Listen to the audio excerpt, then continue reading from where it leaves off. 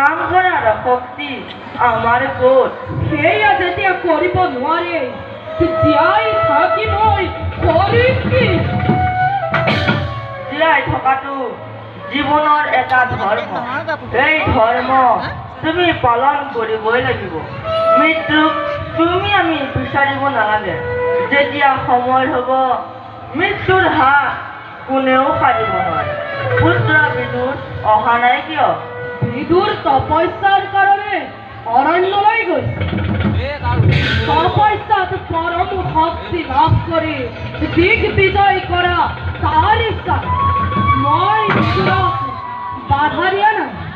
যি কাম মোৰ দ্বাৰা সম্ভৱ নহয় সেই কাম মই তাৰ দ্বাৰাই কৰোৱাব লাগিব পিতৃদেৱ।